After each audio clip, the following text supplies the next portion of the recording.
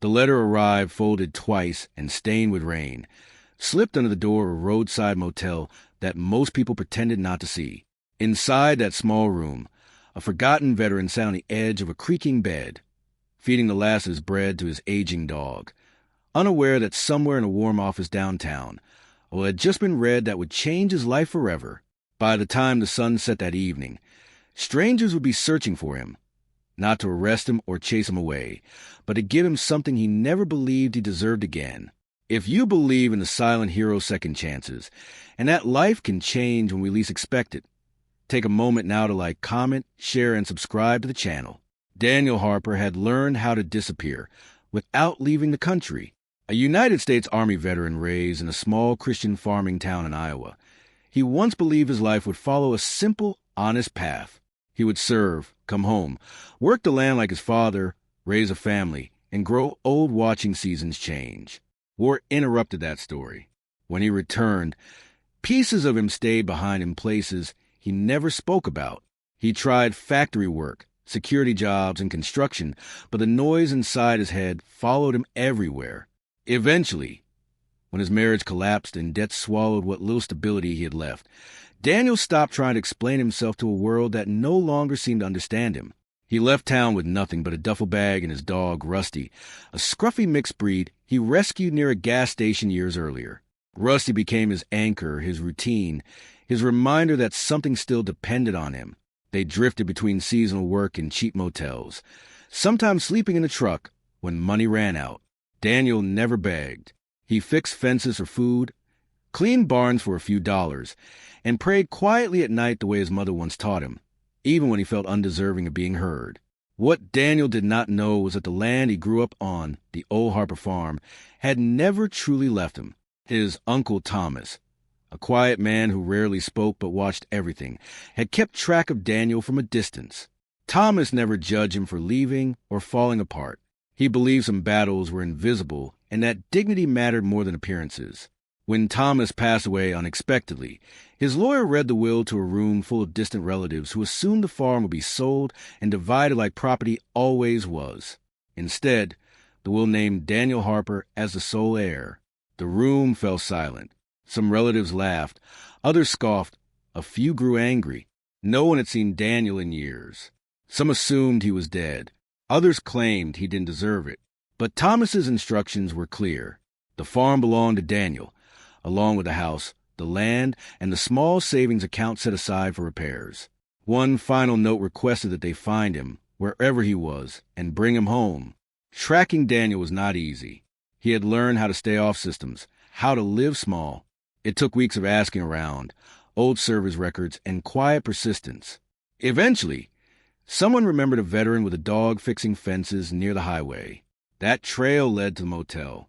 When Daniel opened the door and saw two well-dressed strangers standing awkwardly beside a dusty car, his first instinct was suspicion.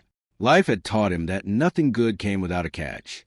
Rusty stood protectively at his side as the strangers explained who they were and why they had come. Daniel listened without interrupting, his face unreadable, his mind struggling to accept words that felt unreal. The farm, his name, ownership. He didn't believe it at first. He asked for proof, then asked again. When documents were laid out on the small motel table, his hands trembled. Memories flooded back. The smell of soil after rain. His father's hands guiding his as a child.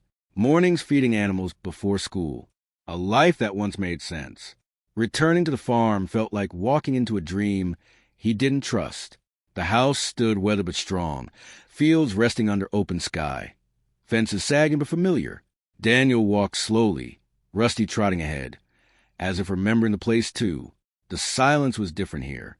It wasn't empty. It was waiting. The first weeks were harder than Daniel expected. Ownership didn't erase trauma.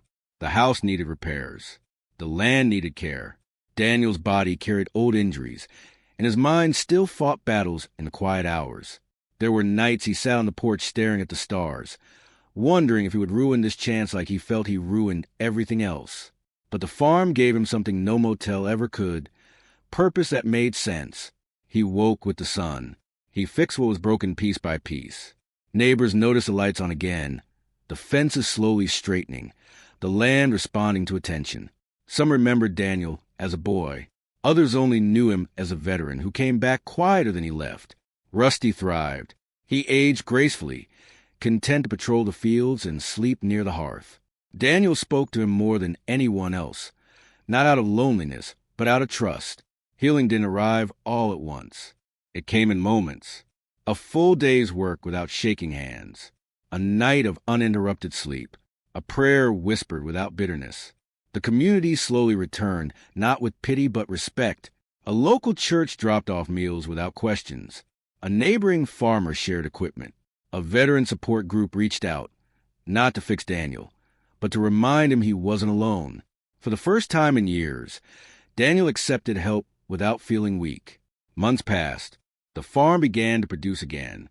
Daniel hired seasonal help, offering fair pay and understanding to people who reminded him of himself years earlier.